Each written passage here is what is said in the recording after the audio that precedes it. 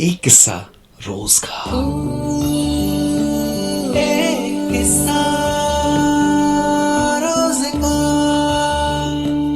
सौरभ द्विवेदी हमारे एक लिसनर हैं जिन्होंने सवाल ये किया कि निशांत, कई बार कई सारी ऐसी किताबें हैं, कई सारे ऐसे वीडियोस हैं जिन्हें देखकर ऐसा लगता है कि जो आपको चाहिए अपनी जिंदगी में, वो तमाम लोग एक ही चीज कहते हैं कि जिस कमरे में आप रहते हैं वहां वो तस्वीरें लगा कर रखी है। पर सिर्फ तस्वीरों से क्या होता है? ये जो लोग कहते हैं कि अट्रैक्शन से हम उसकी तरफ चले जाएंगे, ऐसा कुछ हो जाएगा, ये कैसे मुमकिन है?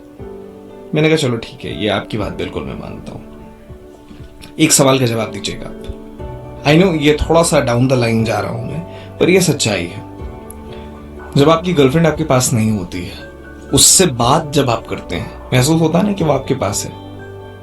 वो तमाम चीजें आप क्रिएट करते हैं ना कि बाबू पास आ जाओ, साथ में लेटे हैं, बहुत प्यार कर रहा हूं मैं तुम्हें, तुम मेरी वाइफ हो, और वगैरह वगैरह चीजें। कई लोग तो बच्चों के नाम तक सोच लेते हैं। तो ये तमाम चीजें जब आप कर रहे होते तो आगे की सोच रहे होते ना यार, उस समय थोड़ी पता कि उससे शादी होगी नहीं होगी। मेरा एक दोस्त था विकास, काजल नाम की लड़की से उसे मोहब्बत था। हर रात वो बात करते करते एक पूरी दुनिया महफिल बना लेता था अपनी, जहां वो जिंदगी जी रहा था। उसका हस्बैंड था, उसे ये भी कहता था कि तुम ये करोगी, तुम वो करोगी, तुम वो जॉब करोगी, वो नहीं करोगी। सुबह उठने के बाद पता चलता था कि अबे मैंने तो रात भर ऐसी ही बात करी, अभी तो ऐसा कुछ है ही नहीं। ये ख्वाब है ना, हकीकत तो नहीं है, पर देख रहे हैं आप। वो तमाम लोग जो कहते हैं ना कि ख्वाब मत देखो, सिर्फ काम करो, गलत कहते हैं वो लोग। मैं मानता ही नहीं है इस चीज को यार। जो इंसान ख्वाब ही नहीं देखेगा उसके पीछे भागेगा कहां से? ख्वाब देखिए, बहुत जरूरी है। ख्वाब कैसे देखने हैं ये सब हम पे डिपेंड करता है। तो आज जो कहानी आपको सुना रहा हूं वो एक ऐसे इंसान की है जिसका इमेजिनेशन पावर बड़ा अच्छा था। इमेजिनेशन पावर ऐसा कि गरीबी उसे कभी महसूस ही नहीं हुई यार। अब आप सोचते होंगे कि इमेजिनेशन पावर से गरीबी कैसे खत्म हो सकती है। मेरी एक टीचर थी जो हमेशा कहती थी कि अगर आपके जेब में पैसे हो ना तो पास की मिठाई वाली दुकान में सारी मिठाइयां दिखनी चाहिए, और अगर जेब में पैसे ना हो तो वो तमाम मिठाइयां मट्टी की तरह नजर आनी चाहिए। ये बंदा जरा अलग सोचता था। कैसे, ये बताता हूं। गरीबी ऐसी थी कि उसे लगा कि गांव में गुजर बसर करना बड़ा मुश्किल है, तो अगर कुछ करना है जीवन में जाना पड़ेगा शहर। शहर के लिए उसने ट्रेन ले ली। रास्ते में उसे खाने के लिए बड़ी मुश्किल से रोटियां मिली थी, सब्जी तक के लिए घर में पैसे नहीं थे। समझ रहे हैं आप गरीबी का आलम क्या है? सूखी रोटियां हैं टिफिन में।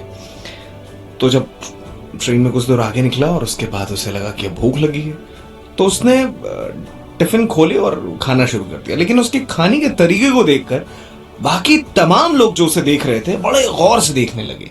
आखिर कर क्या रहा है? एक खाली डब्बे में रोटी डालता और फिर खाता। लगातार ये चीज कर रहा था। रोटी का टुकड़ा तोड़े, खाली डब्बे में डाले और फिर खाए, ऐसे जैसे डब्बे में कुछ हो।